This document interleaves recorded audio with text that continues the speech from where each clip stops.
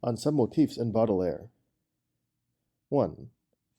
Baudelaire envisaged readers to whom the reading of lyric poetry would present difficulties. The introductory poem of Le Fleur du Mal is addressed to these readers. Willpower and the ability to concentrate are not their strong points. What they prefer is sensual pleasure. They are familiar with the spleen, which kills interest and receptiveness. It is strange to come across a lyric poet who addresses himself to such readers, the least rewarding type of audience. This is, of course, a ready explanation for this. Baudelaire wanted to be understood. He dedicates his book to those who are like him. The poem addressed to the reader ends with the salutation, Hypocrite lecteur, hypocrite lecteur, mon semblable, mon frère. It might be more fruitful to put it another way and say, Baudelaire wrote a book from which the very beginning had little prospect of becoming an immediate popular success. The kind of reader he envisaged is described in the introductory poem, and this turned out to have been a far-sighted judgment. He would eventually find the reader his work is intended for. The situation, the fact, in other words, that the conditions for the reception of lyric poetry have become increasingly unfavorable, is borne out by three particular factors, among others. First of all, the lyric poet has ceased to represent the poet per se. He is no longer a minstrel, as Lamartine still was. He has become the representative of a genre. Verlaine is a concrete example of this specialization. Rimbaud must already be regarded as an esoteric figure, a poet who, ex officio, kept a distance between his public and his work.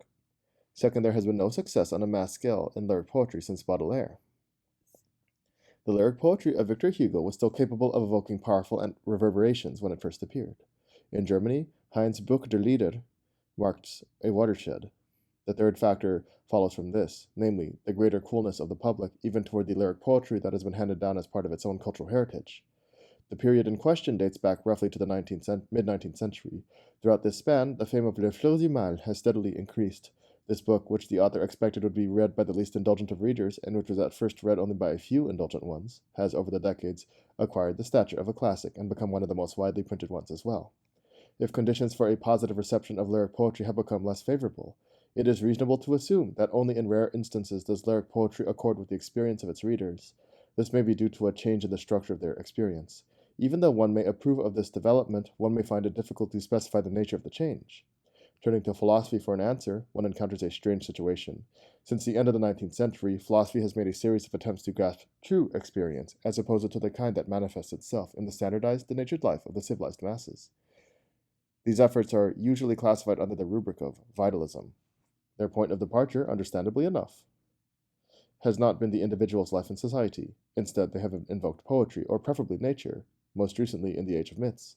Deltai's book, Das Erlebnis und die Dichtung, represents one of the earliest of these efforts, which culminate with Klages and Jung, who made common cause with fascism. Towering above this literature is Bergson's early monumental work, Matière et Mémoire. To a greater extent than the other writings in this field, it preserves links with empirical research. It is oriented toward biology. As the title suggests, it regards the structure of memory, Gedächtnis, as decisive for the philosophical structure of experience, Erfahrung. Experience is indeed a matter of tradition, in collective existence as well as private life. It is a product less of facts firmly anchored in memory, Erinnerung, than of accumulated and frequently unconscious data that flow together in memory, Gedächtnis. Of course, the historical determination of memory is not at all Bergson's intention. On the contrary, he rejects any historical determination of memory. He thus manages to stay clear of that experience from which his own philosophy evolved, or rather in reaction to which it arose. It was the alienating, blinding experience. The eye perceives a complementary experience. It was the alienating, blinding experience of the age of large-scale industrialism. In shutting out this experience, the eye perceives a complementary experience, in the form of its spontaneous after-image, as it were. Bergson's philosophy represents an attempt to specify this after-image and fix it as a permanent record. His philosophy thus indirectly furnishes a clue to the experience which presented itself undistorted to Baudelaire's eyes in the figure of his reader.